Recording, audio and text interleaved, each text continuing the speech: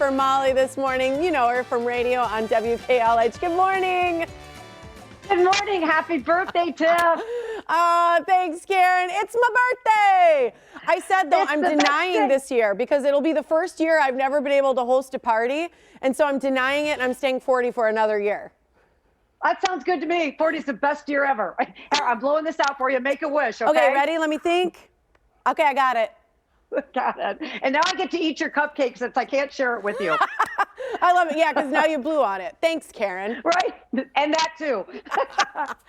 Oh, that's cute. You know, it's so fun because I feel like people, you know, for their birthdays and different things, you know, right now they're using Zoom. They're using different ways to stay connected. House party is one I use, FaceTime. And there's so many fun ways to do it. And they're even using, did you know this? They're even doing Santa visits via Zoom this year. I heard about that. Isn't that bizarre? I know. The Santa's helpers at the mall, I think, are even under plexiglass, maybe? I'm not sure. That's right. You're right. Because they are going to do something at the mall, making it socially distanced. But I feel like to not be able to sit on Santa's lap is so hard. So I like the Zoom idea, being able that he can Zoom from the North Pole and just see people that way. Even Santa Claus is high tech in 2020. It's true. In fact, he's doing stuff there's Thanksgiving Zoom news as well, right? Yeah, there is. Actually, Zoom lifted the 40-minute limit. You know how like you can only do 40 and then you have to have a premium plan or something like that. So for Thanksgiving Day, I think starting at midnight that night into midnight the next night, you can talk as long as you want. You can set up your little computer right at the end of your Thanksgiving table and enjoy it with grandma and grandpa. See, I think that's cute because a lot of people do it where they send a recipe, right? And so you're still having the same food together and they share a recipe and you're still having a meal together. It's not the same, but at least it's something. And, you know, this is something you told me yesterday. Didn't you say there's something about Thanksgiving meals on planes? If you're going to travel, and that's a big if, because I don't know how many people are getting on planes. But yeah, the TSA has put out a list yesterday of all the things you're allowed to take.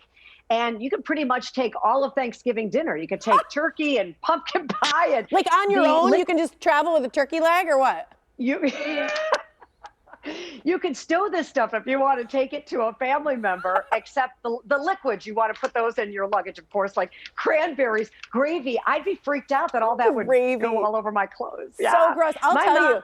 Karen, there was like, I think it was like a year or two ago. No, actually it was probably like 6 years ago. We had on Machine Shed, I think, and they had brought all their pies. And I got these pies because I'm obsessed with their pies and I wanted to bring them home for the holidays.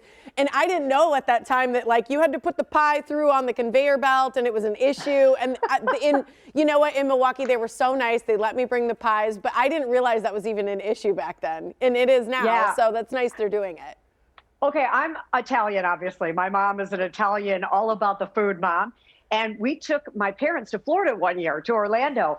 And my mom, because we had a timeshare, so we had a kitchen, she literally brought it on the plane, a cooler full of stuffed peppers. Oh my God, people either loved or hated her, right? Exactly. But she still, you know, just so that when we got to the timeshare, we'd have dinner. You know, because it's very important to Italian moms that you have dinner. So when they're asking what's in that, and this was years ago, this was, you know, when it was, there were things were a little bit more lenient, but still I thought, who brings stuffed peppers on an airplane? Only my mom. I love it, but food equals love in the Italian household, and it does in the Ogle household as well. So I like that story.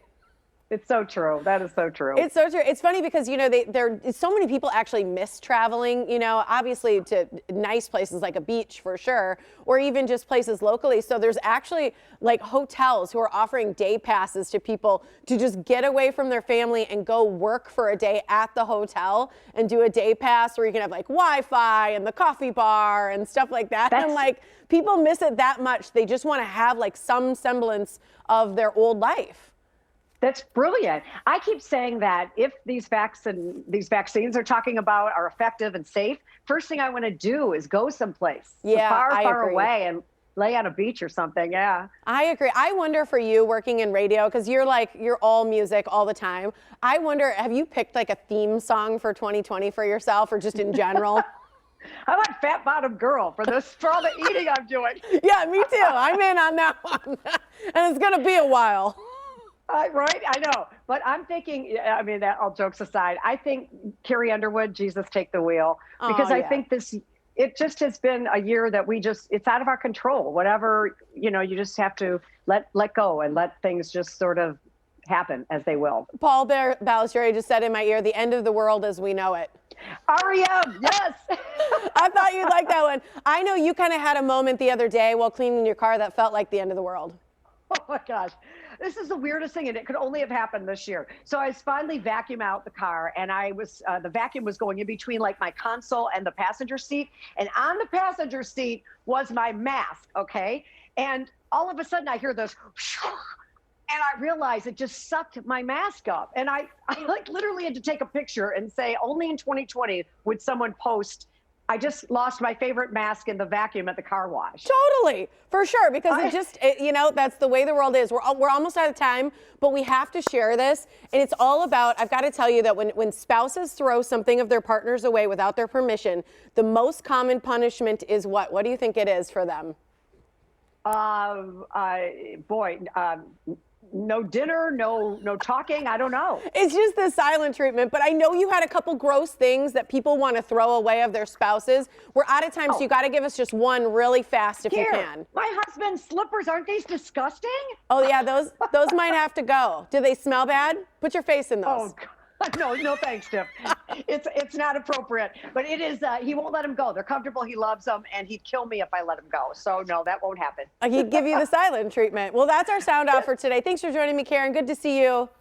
Good to see you. Got my mask back. I bought another one. Oh, there you go. Good job. I love it. Stay safe. All right, on Facebook, we asked you, what's one thing your spouse owns that you'd totally trash? Let us know. There's some great responses out there already. So if you want to laugh this morning, join in that conversation on our Facebook page.